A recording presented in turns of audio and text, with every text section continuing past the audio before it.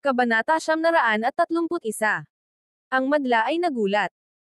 Ilang espiritual na bato ay makakabili ng isang pagkain sa inn, at ang isang mataas na antas na engkantadong damit ay nagkakahalaga lamang ng halos 1,000 espiritual na bato. Ito ay nagbigay ng pakiramdam na ang kabuuang 1,000,000 espiritual na bato ay napakalaki. Maraming matatanda ang mahihirapang makabuo ng ganong halaga. Naglalaro ka ng 1,000,000 spiritual stones.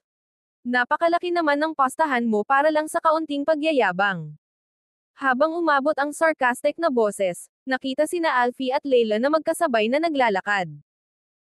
Ang mga nakatataas sa swordati ay huminto sa laban upang maiwasan ang pagkaabala ng mga disipulo sa pagtaya. Agad na tumakbo ang dalawa nang makita nilang may pagkakataon para kumita ng mabilis na pera. Habang papalapit sila, narinig nila si Sebastian na inihahayag ang kanyang 1,000,000 spiritual stone na pastahan at agad silang sumali upang kutsain siya. Ang mukha ni Layla ay nagalit sa pagdesdain, at ang kanyang mga mata ay puno ng paghamak. Sebastian, sinabi mo bang maglalagay ka ng taya ng 1,000,000 espiritual na bato? Nakakita ka na ba ng ganong halaga? Bakit mo naisip na hindi ko kayang makakuha ng 1,000,000 espiritual na bato? Sagot niya na may matatag na tingin. Well, nagpadala ako ng tao para imbestigahan ka, at lumalabas na ang ina mo ay namumuhay sa pangangalap ng mga tira-tira. Akala mo ba talaga may 1,000,000 espiritual na bato ka? Sa tingin ko, wala ka pang 10,000, sabi niya nang may pang-aasar. Pinaloob ni Alfie ang kanyang mga braso na may mapanlit na ngiti habang nakatitig siya kay Sebastian. Alam kong nagpapakita ka lang, bata. Kailangan pang maghanap ng mga tira-tira ng ina mo. Hindi ko akalain na makakapag-ipon siya ng 1,000,000 espiritual na bato. Jameson at ang iba pa ay napuno ng tawanan. Paano kung talagang mayroon akong 1,000,000 espiritual na bato? Ang tiwala ni Sebastian ay nakatuon kay Alfie at Layla. Mayroon kang 1,000,000 espiritual na bato. Ako may 10,000,000. Pang-asar na sabi ni Layla habang itinaas ang kanyang baba bilang pagsuway. Siyempre, hindi siya maniniwala sa kanya. Bilang tagapagmana ng swordati, ang buong kayamanan niya ay bahagyang lumampas sa 100,000 espiritual na bato. Hindi siya makapaniwala na ang anak ng isang besurero ay mas mayaman pa sa kanya. Dahil hindi mo ako pinaniniwalaan, magpusta tayo, sabi ni Sebastian ng kalmado. Sige. Pero kung hindi ka makakapagbigay ng 1,000,000 espiritual na bato, magpapaluhod ka at lalawian ang aking mga bota, pahayag ni Layla sa pamamagitan ng nakatikom na mga ngipin. At kung matalo ka? Tanong niya. Anong kalokohan? Wala akong talo dito, sagot niya ng galit. Ang patas na pastahan ay nangangailangan ng isang bagay na nakataya. Bakit ako magpupustahan kung hindi? Sagot ni Sebastian. Sige. Sabihin mo ang mga kondisyon mo, sabi ni Layla habang pinipigilan ang kanyang galit. Kung matalo ka, kailangan mong lumuhad at dilaan ang aking mga bota, sabi niya na may mapanlikhang ngiti. Ang kanyang mukha ay namula sa galit, pero pinigilan niya ito. Sige. Pero huwag mong isipin na palalagpasin kita kung hindi mo sila lilinisin ng maayos. Tiningnan ni Alfie si Sebastian ng masama at nagmura ng malupit, makikipagpusta ako sayo. Kung matalo ka, gusto ko ang isa sa mga kamay mo. Sige. Pero kung matalo ka, kailangan mo ring putulin ang isa sa sarili mong kamay, tugon ni Sebastian ng walang emosyon. Deal. Ngayon, ilabas mo ang 1,000,000 espiritual na bato, inungol ni Alfie. Agad na inilabas ni Sebastian ang isang itim na card at ibinigay ito kay Brody. I-swipe ang card para mag-charge ng 1,000,000 spiritual stones. Alfie ay ngumisi ng may pang-aasar. Talagang committed ka sa gimmick na ito, ha? Akala mo ba matatakot ako sa pagpapakita ng mga junk cards? Oo, siguradong peke yung card na yan, dagdag ni Jameson.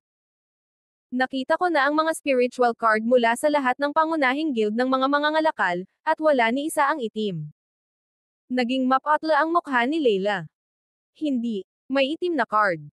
Yan ang Supreme Black Card mula sa Bejeweled Tower. Kabanata 932. Ano? Ang Supreme Black Card mula sa Bejeweled Tower. Nagulat si Alfie.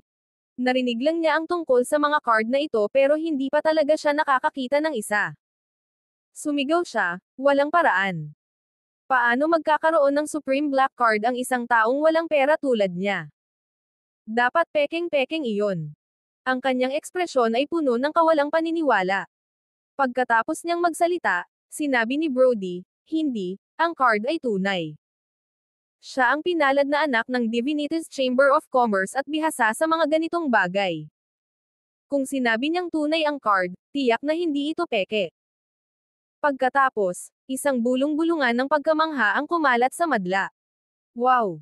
Si Sebastian ay may Supreme Black Card mula sa Bejeweled Tower. Narinig ko na 10 lang ang mga iyon sa buong mundo, at kailangan mong maging isang espesyal na tao para makakuha ng isa. Tama ka. Lahat ng may hawak ng Supreme Black Card mula sa Bejeweled Tower ay may mataas na katayuan. Sino ang nakakaalam kung anong klaseng koneksyon meron siya para magkaroon ng isa? Huwag husgahan ang isang libro sa kanyang pabalat. Napakabata pa niya, ngunit may hawak siyang Supreme Black Card mula sa Bejeweled Tower. Interesado ako sa kanyang pinagmulan. Ang karamihan ay nag-uusap-usapan, at ang kanilang mga mukha ay puno ng gulat at kuryosidad. Nararamdaman ni Alfie na namumula ang kanyang mukha habang malamig na sinabi, ano kung totoo ang card? Sa ngayon, naglalagay tayo ng taya kung mayroon siyang 1,000,000 espiritual na bato. Hindi nagsalita si Jameson sa pagkakataong ito. Natutunan niya na ang pagsuporta sa iba ay palaging nagtatapos sa kanya na mukhang tanga. Matapos matanggap ang utos ni Sebastian, inilabas ni Brody ang kanyang spiritual card upang gawin ang paglilipat, at isang liwanag ang kumislap.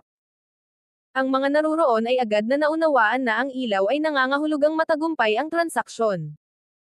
Ibinigay ni Brody ang card kay Sebastian. Narito ang iyong card, Ginoong Wilder. Kukuha ako ng betting slip para sa iyo. Isang sabay-sabay na hininga ang umabot mula sa masa. 1,000,000 espiritual na bato. Talagang may 1,000,000 espiritual na bato siya. Isinasaalang-alang ang katotohanan na siya ay may hawak na Supreme Black Card mula sa Bejeweled Tower, hindi nakakagulat na siya ay may 1,000,000 spiritual stones. Lahat ay tumango bilang pagsang-ayon, at ang kanilang mga mukha ay puno ng inggit. Tama ka. Mukhang hindi basta-basta si Ginoong Wilder. Siguro may nakatagong pagkatao siya. Baka siya ang inapo ng isang elite na pamilya at nasa isang pakikipagsapalaran. Ang karamihan ay nag-uusap-usapan ng mga haka-haka. Si Alfie ay sandaling naguluhan at hindi makapaniwala sa kanyang nasasaksihan. Si Leila ay ganoon din kaluha.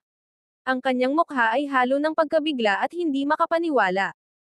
Para sa kanya, si Sebastian ay isang batang walang pera na hindi man lang makabili ng engkantadong damit at may ina na nangangalakal ng mga tira-tira. Ngunit, hindi siya makapaniwala na may hawak siyang Supreme Black Card at tumaya ng 1,000,000 espiritual na bato. Bigla, parang tanga siya. Matapos kunin ang betting slip, humarap si Sebastian sa kanila at sinabi, nanalo ako sa pastahan. Ngayon, panahon na para tuparin ninyong dalawa ang inyong bahagi ng kasunduan. Ang ekspresyon ni Leila ay nagbago ng labis. Sebastian, huwag kang lumampas sa hangganan. Ako ang tagapagmana ng Swordati. Kung papaluhurin mo ako sa iyong bota, hindi mo lang ako pinapahiya, kundi pinapahiya mo rin ang buong sekta. Ang kanyang katawan ay nanginginig malinaw na siya ay labis na natatakot. Maraming tumango bilang pagsang-ayon. Bilang tagapagmana ng Swordati, kung siya ay maglilinis ng bote ng sinuman, magiging katatawanan ang buong sekta. Sinusubukan mo bang makalusot dito? Tanong ni Sebastian. Si Leila ay nasa isang dilema. Ang pag-atras ay sisira sa kanyang reputasyon, ngunit ang pagtuloy sa pastahan ay kasing hindi maisip. Wala siyang ideya kung ano ang gagawin. Sa sandaling iyon, humakbang si Franz pasulong. Kabanata 933. Mr. Jarvis. Tumango ang lahat ng may paggalang. Lumapit si Franz kay Sebastian at sinabi, narinig ko ang tungkol sa pastahan ninyo. Ito ay katawa-tawa. Isa ay anak ko, at ang isa ay anak ng kaibigan ko. Ayaw kong makita kayong sinumang naglilinis ng sapatos ng iba. Isantabi na lang natin ito bilang isang biro at magpatuloy na. Paano kung magkasundo tayo na si Leila na lang ang magbabayad sa iyo ng 100,000 espiritual na bato? Lumingon siya kay Sebastian na may ngiti. Tumango si Sebastian. Wala siyang balak na ipaluhod si Leila sa kanyang mga bota, dahil gusto lang niyang turuan siya ng leksyon. Dahil inaalok siya ng 100,000 espiritual na bato, hindi niya ito matanggihan. Pagkatapos, lumipat ang kanyang tingin kay Alfie. Ngayon, ikaw naman. Gagawin mo ba ito ng kusa, o kailangan pa ba kitang pilitin? Napalid ang mukha ni Alfie nang marinig iyon. Alam niyang ang pagputol ng kanyang kamay ay magiging sanhi ng habang buhay na kapansanan. Muling sumingit si Franz, nasa iisang koponan tayo. Walang dahilan para may mawalan ng kamay o paa dahil sa pastahan. Alfie, ibigay mo na lang kay Sebastian ang 100,000 espiritual na bato. Sa susunod, mag-isip ka muna bago magpustahan. Naiintindihan. Bagaman nag-aalinlangan, nagbigay ng 100,000 espiritual na bato si Alfie kay Sebastian, na halos lahat ng kanyang ipon. Masakit na makipaghiwalay ng ganoon kalaki, pero dahil sinuportahan ito ni Franz, wala na siyang ibang pagpipilian. Sebastian ay kakagawa lang ng 200,000 espiritual na bato mula sa isang taya. Karamihan sa mga tao ay matutuwa, pero siya ay hindi. Alam niyang paborito ni Franz sina Leila at Alfie. Alam niya na hindi makikialam si Franz kung siya ang matatalo sa pastahan. Pero naintindihan niya na si Leila ay anak ni Franz at si Alfie ang magiging asawa nito sa hinaharap. Bilang isang dayuhan, hindi maaasahan ni Sebastian ang parehong pagtrato. Habang umiikot si Franz upang umalis, malapit na sumunod sina Leila at Alfie. Bago sila umalis, tinamaan ng magkaibigan si Sebastian ng isang mapanlate na titig. Ang kanilang galit sa kanya ay ramdam na ramdam. Sa wakas, pinahiya niya sila at nagdulot ng pagkawala ng tig 100,000 espiritual na bato bawat isa.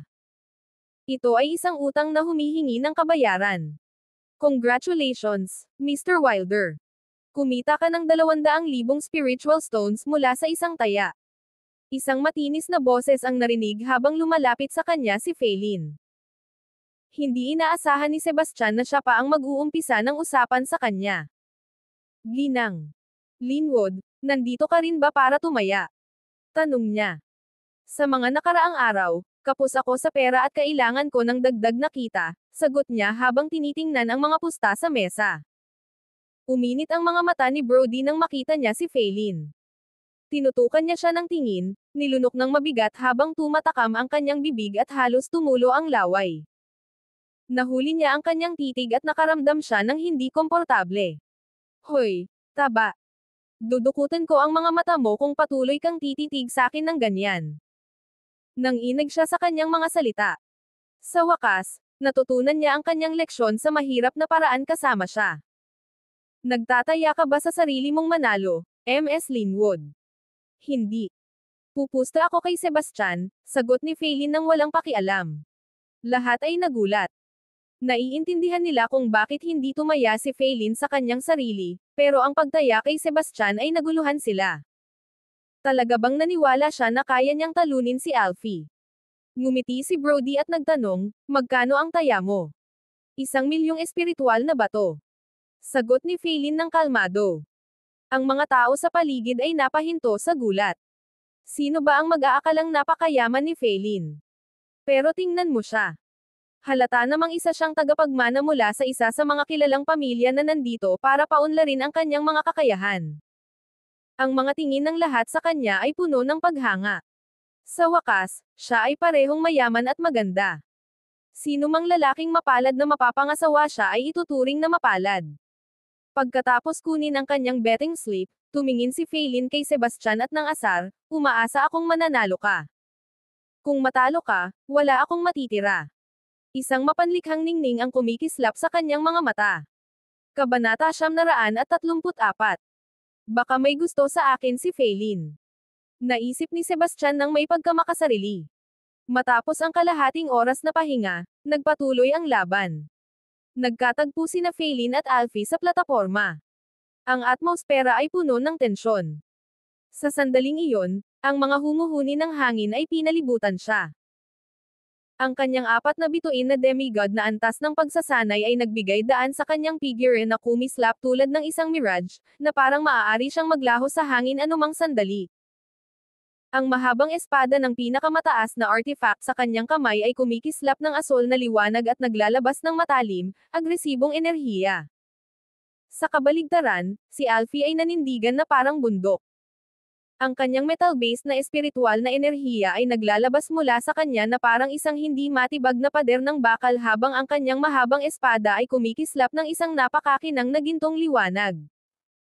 Nang magsimula ang laban, sabay silang umatake, at nagbanggaan ang kanilang mga espada na may matinis at malalakas na tunog. Ang epekto ng kanilang matinding espiritual na enerhiya ay sumabog na parang dalawang meteor na nagbanggaan sa kalangitan, na nagpadala ng malalakas na alon ng panginginig palabas. Nagbago ang atmosfera, at ang plataporma ay nalubog sa nakakasilaw na liwanag. Si Feilin ay kumilos na parang kidlat. Ang kanyang espiritual na enerhiya na batay sa hangin ay nagbigay ng hindi mahuhulaan at maayos na galaw. Lumipad siya sa hangin, at bawat atake ay bumagsak na parang isang malupit na bagyo. Ang kanyang espada ay kumislap sa isang bilis na nag-iwan ng mga manunood na nagulat. Sa kabaligtaran, ang mga kontra-atake ni Alfie ay matatag at malakas. Ang kanyang metal-based na espiritual na enerhiya ay nagbigay sa kanya ng walang kap-oras na lakas at isang hindi matibag na depensa. Ang kanyang teknik sa espada ay malawak at makapangyarihan, bawat hampas ay nagdadala ng nakasisindak na puwersa, parang bundok na handang durugan ang isang itlog. Ang mga manunood ay nagulat at sumigaw sa kanilang pagkamangha. Ang bilis ni Feilin ay kamangha-mangha, at ang kanyang teknik sa espada ay talagang parang multo. Si Alfie ay talagang karapat-dapat sa kanyang titulo bilang pinakamagaling na disipulo. Nakakatakot ang kanyang lakas. Habang lumalakas ang laban, unti-unting napapansin ni Feilin na siya ay nagiging depensiba. Ngunit, tumanggi siyang umatras. Sa halip, patuloy niyang inatake si Alfie ng buong lakas. Sa wakas, nagpa siya si Alfie na ilabas ang kanyang pinakahuling galaw. Sa isang sigaw, sumabog ang kanyang espiritual na enerhiya na parang bulkan. Ang mahabang espada sa kanyang kamay ay kumikislap ng nakakasilaw na gintong liwanag na para bang kayang punatin ang mismong tela ng kalawakan. Nakita ito, tumanggi siyang sumuko. Pinakawalan niya ang kanyang espiritual na enerhiyang batay sa hangin ng buong lakas, at ang asol na liwanag sa paligid niya ay sumiklab ng matindi. Ang kanyang mga mata ay nag-aapoy sa determinasyon na parang handa na siyang harapin si Alfie sa isang desisibong labanan.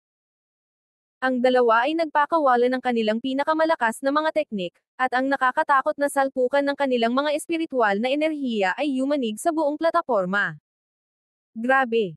Ito ba ang tunay nilang lakas? Nakakatakot! Napakalakas ng atake ni Alfie. Kaya bang makayanan ni Feilin? Sa gitna ng labanan, unti-unting umusad si Alfie. Ang kanyang gintong liwanag ay nagsimulang mangibabaw sa asol na liwanag ni Feilin. Sa huli, napilit siyang umatras ng ilang hakbang dahil sa kanyang nakapanghihilong lakas. Napaluhod ang kanyang mukha nang mapagtanto niyang nagkaroon siya ng mga pinsala sa loob at wala na siyang magagawa kundi ang sumuko. Nanalo si Ginoong Alfie. Talagang karapat-dapat siya sa titulo ng pinakamagaling na disipulo ng Swordati at ang pinakamahusay ng bagong henerasyon. Ang galing-galing niya. Maganda ang ipinakita ni Feilin sa laban, kahit na 19 pa lang siya at isa ng 4-star demigod. Isipin mo na lang kung ano ang maaari niyang makamit sa loob ng 2 taon pa. Nakapagpatalo siya ng 3 antas na higit pa sa kanya. Bagaman natalo siya, kahanga-hanga ang kanyang pagganap. Ang mga tao sa paligid ay tumanggo bilang pagsang-ayon. Sa totoo lang, hindi niya kailangan ng 2 taon. Dahil sa kanyang talento sa pagsasaka, kumpiyansa silang malalampasan niya si Alfie sa laban sa susunod na taon. Tahimik na pinagmamasdan ni Sebastian si Feilin mula sa gilid. Siya ang pinaka-talentadong tao na kanyang nakilala. Naiintindihan niya na ang kanyang katawan ay malayo sa karaniwan kaysa sa isang simpleng espiritual na katawan. Sa tamang panahon, magiging walang hanggan ang kanyang mga tagumpay. Habang umabot na sa ika-8 round ang torneo, hinarap niya si Feilin. Bago nagsimula ang laban, napuno ng tensyon ang hangin habang pinag-uusapan ng mga manunood ang laban. Sino sa tingin mo ang mananalo? Siyempre, si Feilin. Baka natalo siya kay Ginoong Alfie, pero nakipaglaban siya sa kanya ng mahigit 100 rounds. Iyan ay hindi garantiya. Nang talunin ni Ginoong Alfie si D'Angelo, dikit na dikit iyon. Si Sebastian ay talagang natalo si D'Angelo, at ang kanyang performance ay maaaring hindi gaanong malayo sa kay Feilin. Ang masa ay nahati sa dalawang kampo. Isang grupo ang sumuporta kay Sebastian at kumbinsido silang mananalo siya, habang ang isa naman ay sumuporta kay Feilin. Uminit ang pagtatalo, at walang makapagpabago sa opinyon ng kabilang grupo. Kabanata 935. Nakatayo si Sebastian sa plataporma at ngumiti kay Feilin. MS Linwood, gusto mo bang makipaglaban? Ano bang pakialam mo sa tanong? Akala mo ba panalo ka na? Sagot niya. Nagpusta ka ng 1,000,000 espiritual na bato sa panalo ko sa paligsahan na ito. Kung matalo ako, mawawalan ka ng milyon, sagot niya. Oh, tama iyon. Halos makalimutan ko na iyon. Pero hindi ko estilo ang sumuko. Ipakita mo kung ano ang kaya mo. Itinaas ni Feilin ang kanyang espada kay Sebastian. Ang kanyang mga mata ay nag-aapoy sa determinasyon. Alam niyang ang kanyang antas ng pagsasanay at lakas ay higit pa sa kanya, pero hindi siya natatakot. Gusto lang niyang sukatin ang kanyang lakas sa pamamagitan ng laban na ito. Hindi binunot ni Sebastian ang kanyang armas. Sa halip, nagpalakpak lang siya at tinawag siya na lumapit sa kanya. Hindi ba masyadong mayabang si Sebastian? Akala niya kayang-kaya niyang talunin si Feilin gamit lang ang kanyang mga kamay. Mali ang paghusga niya sa sarili niyang kakayahan nang hindi niya kinikilala ang kanyang kalaban. Kakalabanin niya si Feilin. Ang hindi pagpapahalaga sa kanya ng ganon ay tiyak na magbabalik sa kanya. Lahat ay tumango bilang pagsang-ayon. Nang magsimula ang laban, inilabas ni Feilin ang kanyang buong lakas. Kumilos siya na parang kidlat, at ang mahaba niyang espada ay humampos sa hangin at nagdulot ng malakas na hangin. Ang espiritual na enerhiyang nakabatay sa hangin ay umiikot sa paligid niya habang pinabilis at pinatindi ang kanyang mga atake. Sa kaibahan, si Sebastian ay nakatayo roon ng kalmado. Ang kanyang aura ay malakas at hindi matitinag. Ang kanyang mga atake ay bumuhos na parang malakas na bagyo, ngunit siya'y nakasagupan nito ng walang kahirap-hirap. Mabilis niyang iniiwasan ang kanyang walang humpay na mga atake sa kaibahan, si Sebastian ay nakatayo roon ng kalmado. Ang kanyang aura ay malakas at hindi matitinag. Ang kanyang mga atake ay bumuhos na parang malakas na bagyo, ngunit siya'y nakasagupan nito ng walang kahirap-hirap. Mabilis niyang iniiwasan ang kanyang walang humpay na mga atake gamit ang isang simpleng galaw ng kanyang enerhiya ng espada. Imposible.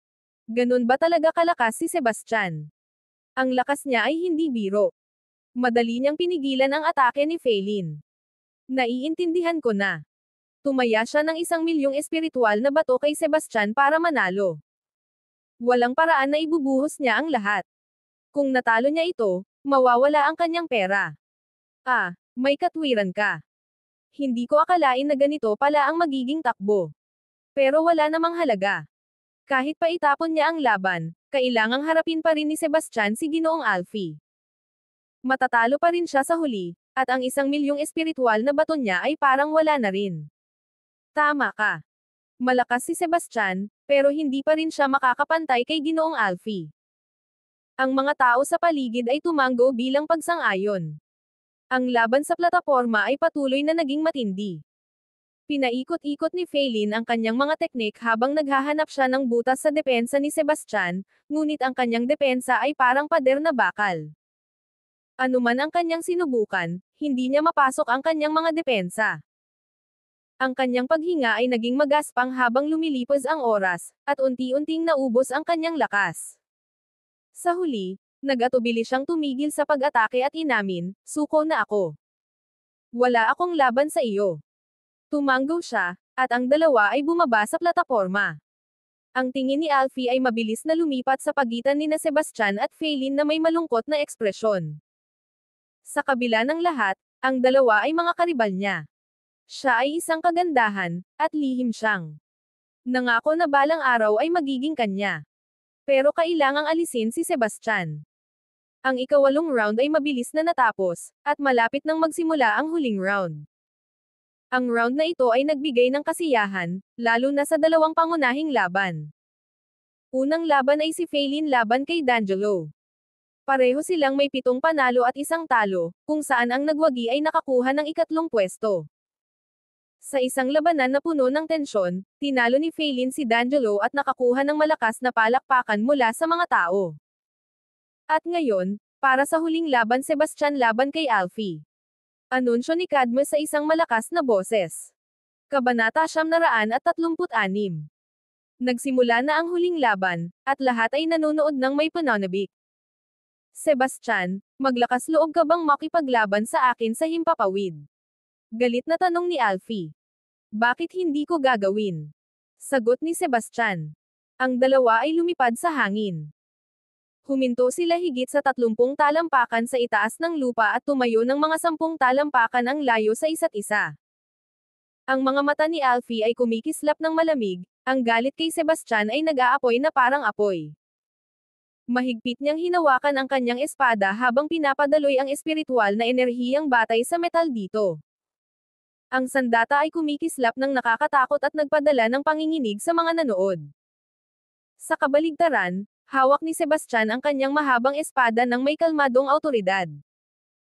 Isang umiikot na halo ng aktibo at pasibong enerhiya ang bumalot sa kanya habang siya ay nakikisabay sa kanyang kapaligiran. Sebastian, ang lakas mo ay kahanga-hanga at higit pa sa aking inaasahan. Pero laban sa akin, nakatakdang matalo ka, sabi ni Alfie nang may kumpiyansa. Sebastian ay ngumiti ng may paghamak. Kailangan kong aminin na ang iyong kakayahan sa pagyayabang ay nagpapahiya sa akin. Malalaman mo rin kung nagmamayabang lang ako. Pagkatapos magsalita ni Alfie, bigla siyang sumugod ng may matinding lakas. Nagpakawala siya ng gintong enerhiya ng espada na halos 75 talampakan ang haba patungo sa ulo ni Sebastian. Ang nakakatakot na enerhiya ay sumabog palabas at sinipsip ang espiritual na enerhiya mula sa paligid. Lumikha ito ng isang makapangyarihang puwersa na kayang punatin ang kalangitan. Ngunit si Sebastian ay nanatiling hindi natitinag. Itinaas niya ang kanyang kamay at naglabas ng hindi nakikitang enerhiya ng espada. Nagbanggaan ang dalawang enerhiya sa kalangitan at lumikha ng isang malakas na pagsabog. Mamatay ka na. Sigaw ni Alfie habang naglunsad siya ng isa pang atake. Ang kanyang mga palo ay bumagsak na parang isang malupit na bagyo, bawat swing ay puno ng mapanirang lakas. Dahil dito, nanginginig ang paligid nila. Ang mga manunood ay napahanga sa kanilang nakita. Si Mr. Alfie ay napakalakas. Pero si Sebastian ay kumilos na parang isang multo. Madali siyang umiwas at sumagot gamit ang hindi nakikitang enerhiya ng espada. Sa mga sandaling iyon, ang mga nakatatanda ng Swordati ay nakatuon din sa laban. May malungkot na ekspresyon si Cadmus at bulong niya, Alfie, kailangan mong manalo. Quattro, Quintes, at Novan ay tahimik ding sumuporta kay Alfie. Sa wakas, naglagay sila ng pastahan kay Tony. Sa kabaligtaran, si Tony ay ngumiti ng kalmado. Habang nagpatuloy ang laban sa pagitan nina Sebastian at Alfie, nagpalitan sila ng 12-12 ng matitinding suntok sa isang kisap mata. Ang kanilang laban ay nagdilim sa kalangitan at tinakpan ang araw at buwan. Bawat pagbangga ay nagpadala ng mga shockwave sa hangin at nagpakawala ng nakakatakot na enerhiya na kumakalat palabas. Sa sandaling iyon, ang isang radius na 100 talampakan sa paligid ng dalawa ay naging ganap na no man's land. Sino mang magtatangkang pumasok sa lugar na iyon ay agad na mapaparmal ng nakakatakot na enerhiya. Naiinis dahil sa kanyang kawalang kakayahang makuha ang kalamangan, inilabas ni Alfie ang kanyang pinakamataas na teknik, Eastern Sunburst Technique. May isang sumigaw sa crowd, malapit nang ilabas ni Ginoong Alfie ang Eastern Sunburst Technique. Ito ang kanyang killer move, at napakalakas nito. Walang paraan na makakayanan ito ni Sebastian. Tama ka. Parang patay na siya, sang-ayon ng isa pa. Habang umuungal si Alfie, ang kanyang espada ay nagliyab ng apoy na liwanag, parang araw na sumisikat sa likod ng mga ulap. Ang mismong espasyo sa paligid niya ay nayanig, at pumutok ito ng hilaw na enerhiya. Nanatiling kalmado si Sebastian, at bumulong siya, Energy Breaker. Isang hindi nakikitang enerhiya ng espada ang sumulong ng may napakalakas na puwersa. Ang dalawang enerhiya ay nagbanggaan na may malakas na pagsabog na parang kulog na umuugong sa kalangitan. Isang nakakatakot na alon ng enerhiya ang sumiklab palabas. Pinaghalo-halo nito ang hangin at handang lipulin ang lahat ng nasa kanyang daraanan. Bago makapag-react si Alfie, ang napakalakas na shockwave ay itinulak siya pabalik. Nilunok niya ang dugo, at lumaki ang kanyang mga mata sa takot. Galit at hinanakit ang pumuno sa kanyang mga mata habang siya'y nahihirapang makabawi sa kanyang balanse sa gitna ng hangin. Tinutukan niya si Sebastian ng masamang tingin na may puot na nag-aalab sa kanyang kalooban. Bakit? Bakit ako natalo? Bulong niya sa pamamagitan ng nakadikit na mga ngipin. Malakas ka, pero sa kasamaang palad, hindi ka pa rin sapat na malakas para labanan ako, sabi ni Sebastian ng malamig. Pagkarinig niyon, umubo si Alfie ng mas maraming dugo at muntik nang mahulog mula sa taas. Ano? Paano nangyari to? Talaga bang natalo ni Sebastian si Ginoong Alfie? Ang lakas-lakas niya. Kabanata 937. Ang karamihan ay nag-usap-usapan pagkatapos ng sandaling katahimikan. Habang inaasahan na ni Feilin ang kinalabasan, ang iba ay nagulat. Ang kanilang mga mukha ay halo ng pagkabigla at hindi makapaniwala. Si Cadmus, na nakatayo malapit, ay mukhang galit na galit. Pumula ang mga mata ni Layla. Ang kanyang ekspresyon ay nagpakita ng isang masalimuot na halo ng mga damdaming puno ng panghihinayang minsan niyang nil-8 si Sebastian at tinawag na off ang kanilang engagement, ngunit matapos makita ang kanyang kamangha-manghang lakas, naging magulo ang kanyang mga damdamin. Nang matapos ang laban, nagpakita sina Quattro, Quintes, at Novan ng labis na pagkamangha. Bulong ni Quattro, paano nangyari ito? Ang mahalaga kong pang-apat na baitang na tablet. Tumingin si Quintes ng malungkot sa kanyang espiritual na artifact, habang nagluluksa si Novan sa pagkawala ng kanyang 100,000 espiritual na bato. Tony ay napasigaw ng tawa. Hindi ko ba sinabi na mananalo si Sebastian? Si Sebastian ay lumulutang sa kalangitan. Ang kanyang kalmadong tingin ay sinuri ang eksena na parang isang hari. Matagal nang pinapanood siya ni Franz. Bumulong siya, tulad ng inaasahan, anak siya ni Billy. Sa murang edad, napakalakas na ni Sebastian. Sa paglipas ng panahon, tiyak na magiging walang kapantay na guro siya. Mukhang kailangan kong maghanap ng paraan para muling pagtagpuin sila ni Layla. Ang kinalabasan ay ikinagulat ng halos lahat. Ang ilan ay nagdiwang, habang ang iba ay labis na nalungkot. Marami ang tumaya sa pastahan na pinamamahalaan ni Brody. Ang mga tumaya kay Sebastian na mananalo ay labis na natuwa, lalo na't ang tsansa ay 3-1. Bilang resulta, kumita sila ng maraming pera. Sa kabaligtaran, ang mga tumaya kay Alfie ay punong-puno ng pagsisisi at sakit ng puso. Sa paligsahan ng mga disipulo na ginanap ng Swordati, si Sebastian ang lumabas na pinakamalaking panalo kahit na siya ay isang dayuhan.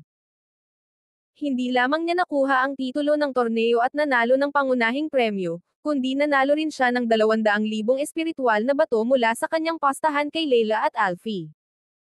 Sa isang pastahan na itinayo ni Brody, tumaya si Sebastian ng 1,000,000 at kumita ng 3,000,000 espiritual na bato. Ito ay umabot sa isang malaking kayamanan, dahil karamihan sa mga matatanda sa Swordati ay hindi nagmamay-ari ng ganitong yaman. Ang kanyang bagong kayamanan ay nagdulot ng inggit sa ilang matatanda at isinasaalang-alang pa nilang nakawin siya.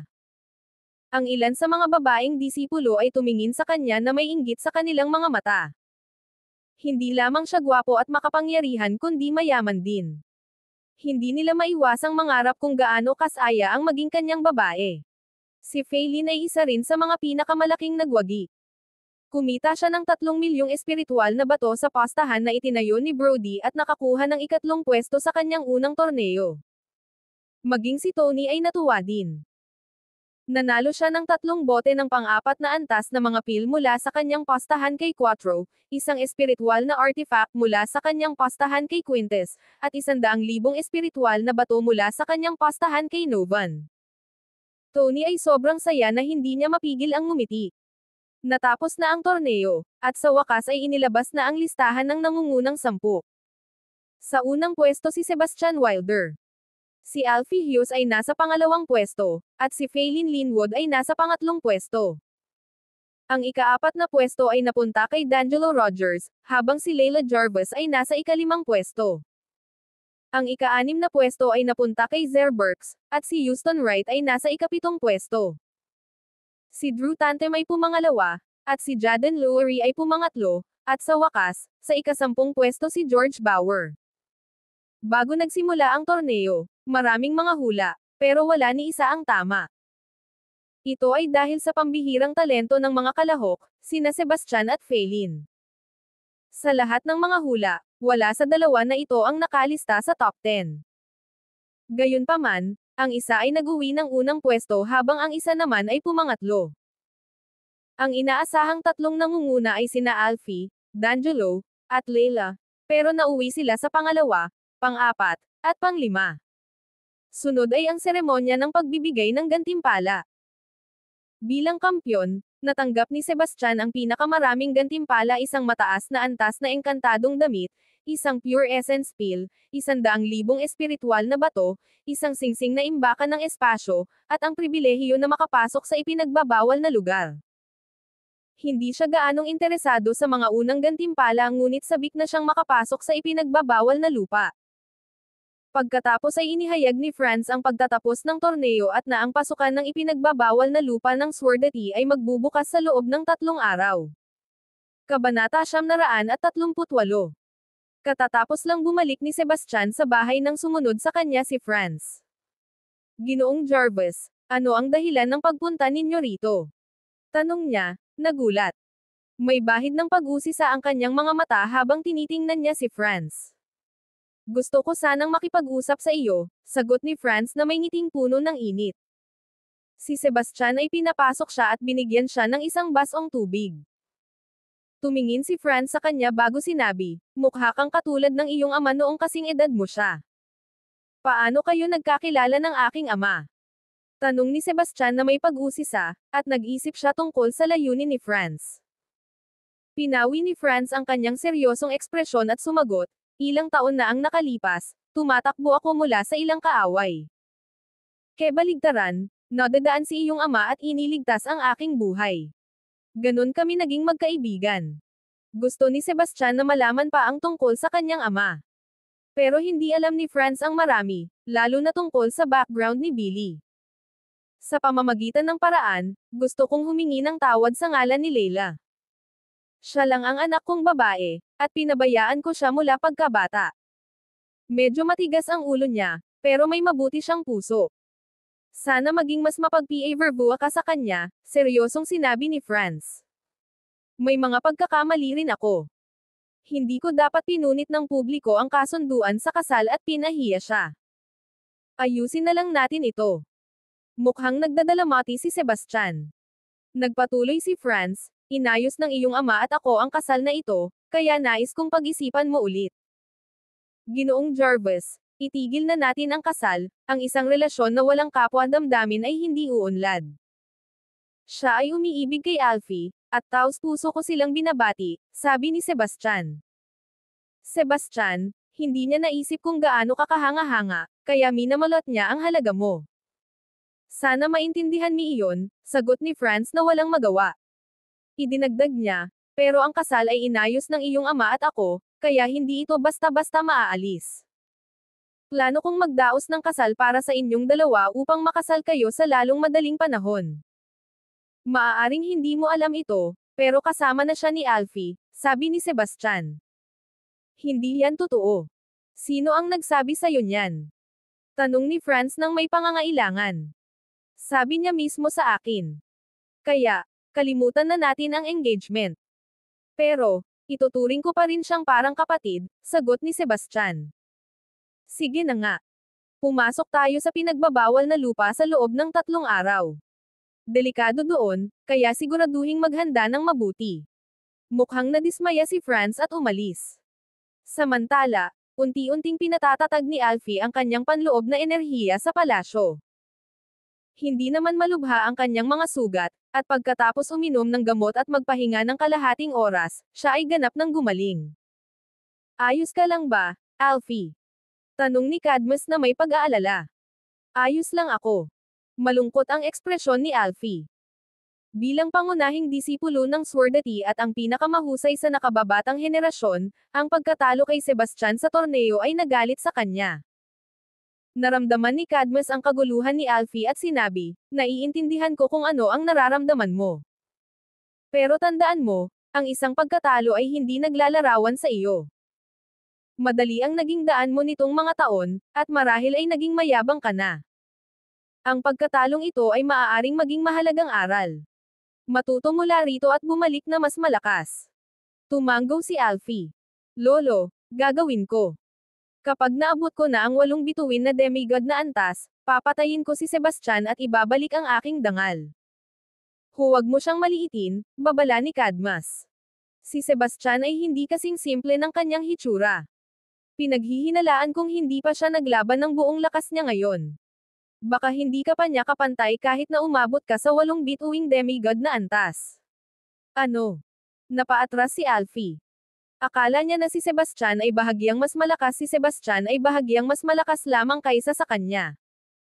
Inisip niya na magiging madali na lang ang talunin si Sebastian kapag umabot na siya sa 8 bituin na demigod na antas. Ang pagbubunyag na maaaring nagtimpi si Sebastian ay nagdulot sa kanya ng hirap na maniwala dito. Wala nang dahilan si Alfie para pagdudahan ang mga salita ni Cadmus. Sa wakas, si Cadmus ay isang master ng lesser deity at hindi magkakamali sa paghuhusga. Pero kung totoo iyon, paano makakakuha ng paghihiganti si Alfie? Kabanata 939. Sabi ni Cadmus, "Alfie, huwag kang panghinaan ng loob. Tutulungan kita. Heto, kunin mo ang pill na ito at i-refine mo. Dapat itong makatulong sa iyo na maabot ang 8-star o kahit na 9-star demigod realm." "Ano bang klaseng tableta ito?" tanong ni Alfie ng sabik. "Ito ay isang cultivation boost pill." Kinuha ni Cadmus ang isang pill at inabot ito sa kanya. Isa itong dekalidad na cultivation boost pill. Noong una, nadismaya si Alfie nang marinig ang pangalan nito dahil nainom na niya ang mga pildores na ito dati. Ang unang dosis ay nagbigay ng pinakamahusay na resulta para sa anumang tableta upang mapahusay ang pagtatanim, habang ang pangalawang dosis ay nagbigay lamang ng kalahating epekto. Kapag may kumuha ng pangatlong dosis, halos wala ng benepisyo. Matapos uminom ng 3 tableta noon, naniwala si Alfie na walang saysay ang pag-inom ng isa pa. Gayunpaman, iba ang pinakamataas na antas ng cultivation boost pill.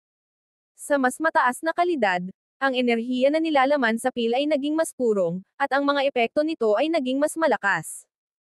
Tumanggaw si Cadmus. "Bumili ako nito sa mataas na presyo kay Ginoong Hope.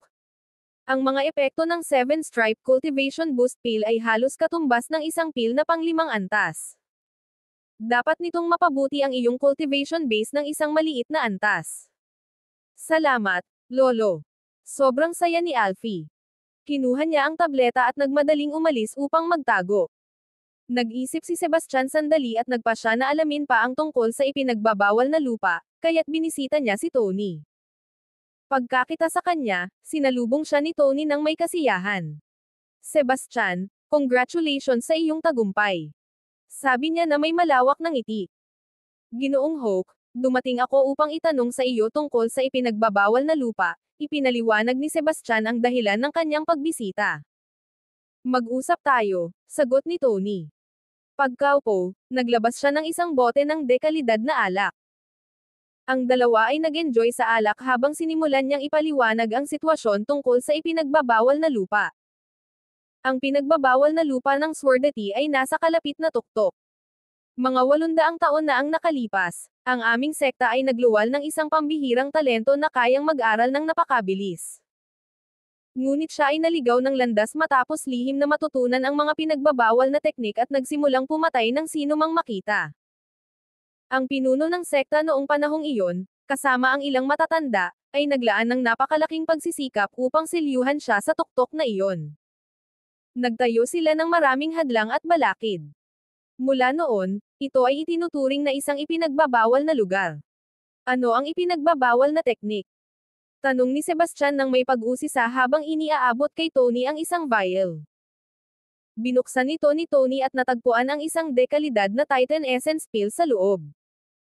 Ito ay isang 4th grade na pill na kilala sa kakayahan nitong maglinis at magpahusay ng kalusugan ng isang tao. Ang isang dekalidad na pill ay nagkakahalaga ng mahigit 10,000 espiritual na bato, at napakabihira nila. Naramdaman niya ang agos ng saya. 11. Huwag mong sabihin kan-inuman, pero ang ipinagbabawal na teknik ay talagang isang hindi kumpletong bersyon ng manual ng pagsasanay na natagpuan ng aming tagapagtatag ng Swordati. Dahil hindi ito kumpleto, hindi ito magagamit para sa pagsasanay.